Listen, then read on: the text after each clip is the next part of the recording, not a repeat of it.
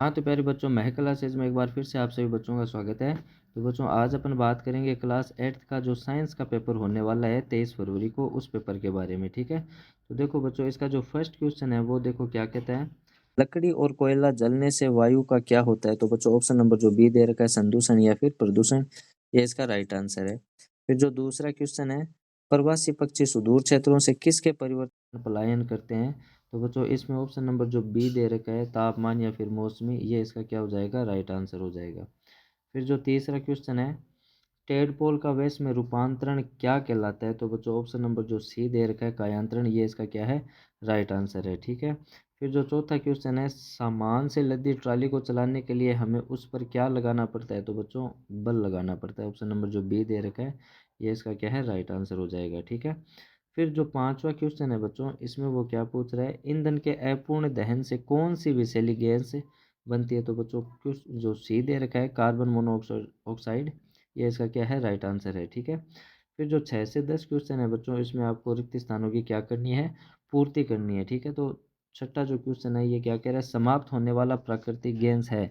तो कोयला, ठीक है, इसका आंसर हो जाएगा कोयला या फिर पेट्रोलियम, ठीक है, पेट्रोलियम, फर्स्ट में ये आ जाएगा।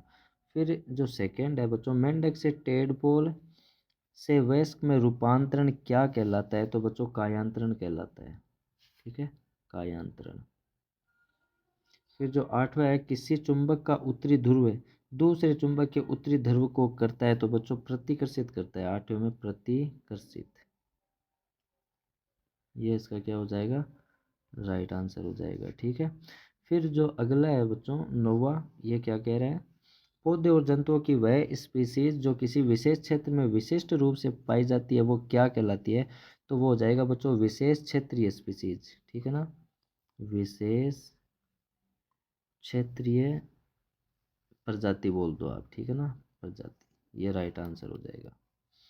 फिर जो 10वां है बच्चों, वह जनन जिसमें केवल एक ही जीव भाग लेता है, वो कौन सा जनन कहलाता है?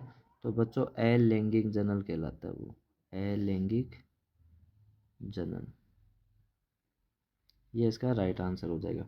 फिर बच्चों ये जो आगे के क्वेश्चन है, इनके मैं आंसर आपको एक पीडीएफ में दे दूंगा, इन क्वेश्चंस को आप तैयार कर लेना। अब 11वां क्वेश्चन देखो क्या कहता है, ये कह रहा है लैंगिक जनन तथा अलैंगिक जनन में आपको अंतर बताना है, ठीक है, उदाहरण सहित।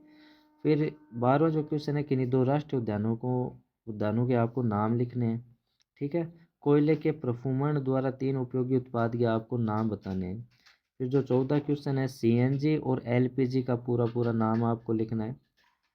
फिर जो 15वां क्वेश्चन है, कविता ने देखा उसकी माँ अनाज को छान रही थी, वह अनाज के छोटे कण नीचे गिर रहे हैं, तो कणों का नीचे गिरना किस बल का उदाहरण है? इस बल का एक अन्य उदाहरण आपको भी लिखना है, ठीक है।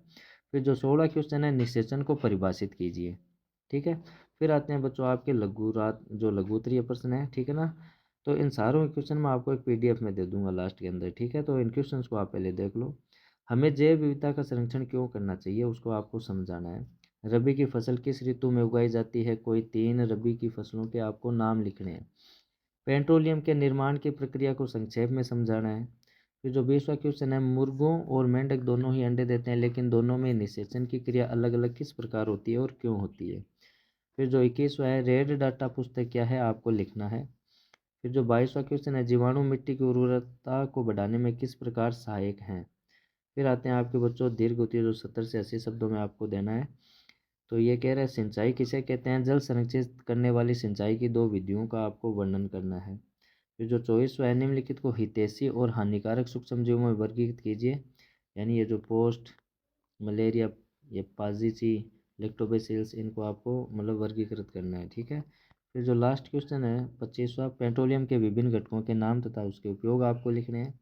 फिर जो 26वां क्वेश्चन है, पहाड़ों पर वायुदाब कम क्यों होता है, कारण सहित मतलब आपको लिखना है।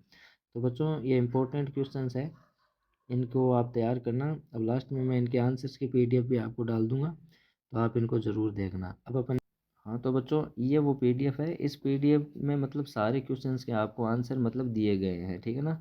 तो इनको आप ध्यान से देख लेना। तो 10 तक तो मैंने आपको बता दिए थे, फिर 11 के बाद देखो ये यहाँ से आंसर इसके स्टार्ट हो रहे हैं।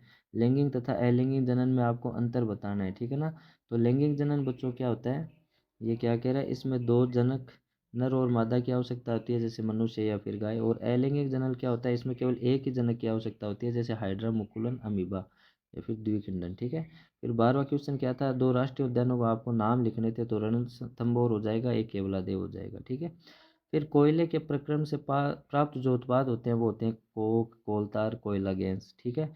इनके पूरे नाम लिखने थे, सीएनजी का संपीड़ित प्राकृतिक गैस, कंप्रेस्ड नेचुरल गैस, और एलपीजी का क्या नाम हो जाएगा पूरा, द्रवित पेट्रोलियम गैस। ठीक है। फिर बल का उदाहरण देना था, तो यह गुरुत्वाकर्षण बल का उदाहरण है, जैसे पेड़ से फल का नीचे गिरना। फिर जो 16वां क्वेश्चन है, निषेचन क्या होता है, तो नर युग्मक शुक्राणु और मादा युग्मक अंडाणु के संलयन या मिलने की प्रक्रिया को अपन निषेचन कहते हैं। ठीक है। तो ये सारों के आंसर बच्चों यहाँ पे पड़े हैं। देखो 17वां क्वेश्चन, जैव विविधता का संरक्षण।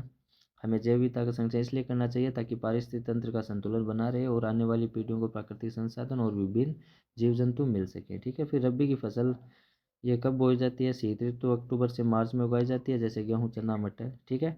तो ये देखो सारे क्वेश्चन बच्चों यहाँ पे पढ़े हैं। जैसे 21वां क्वेश्चन देखो क्या कह रहा है, रेड डाटा पुस्तक के बारे में बताना था, तो ये वो पुस्तक है जिसमें सभी संकटग्रस्त स्पीसीज जैसे पौधों और जंतुओं का रिकॉर्ड मतलब रखा जाता है।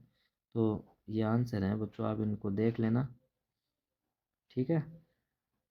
ये पीडीएफ मैंने आपको यहाँ पे दे दी है सारे प्रश्नों के उत्तरों की, आप इनको याद करना, आपको ज़रूर मतलब हेल्प मिलेगी। ठीक है।